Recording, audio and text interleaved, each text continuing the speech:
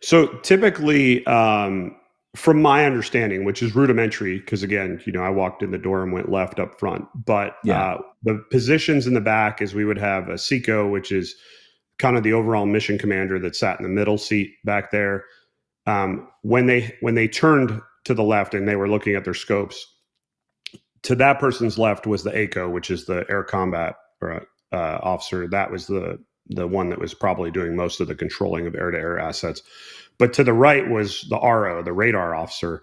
And they were usually the most junior on the crew, usually. Okay. And their job was 100% to get that radar system online and then to keep it cool, because that's a huge issue, is keeping that thing cool for the flight. If it overheated, it would shut down. But one of the things that was interesting, fun little tidbit, is they had the option to rotate the dome at either 5 or 6, which I found that number very funny. 5 or 6 rotations per minute. I have no idea why that stuck in my head for all these years. Right. But just because the radar dome was spinning did not mean that the radar was emitting.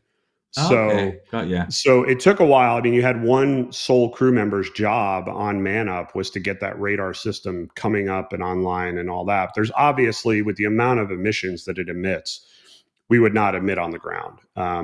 There were stories that if all of the fail safes failed and that thing emitted, it would actually light people on fire. That's how much radar energy comes out of that thing. So it would never turn on the ground. That didn't make me feel really good sitting underneath it for 6 hours at a time. But there were protections built into the plane for that. But just because the dome was spinning doesn't mean that it was emitting. So one of the funnier jokes that I know that the NFOs would play on some of the Hornet pilots, fighter pilots, is if they would join up on us, they would have the dome spinning.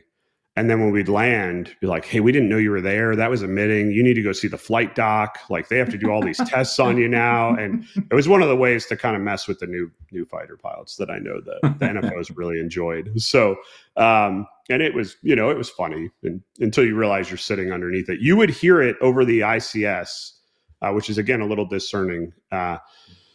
But you would hear as the beam would sweep over the cockpit, you would hear a noise over the ICS, very faint. Really? And so it was very powerful with regards to that. But essentially, there was, obviously everybody in the back could kind of do everybody else's job to some degree, but there was a dedicated position of just focusing on that radar, because without it, you really are losing a lot of your mission capability.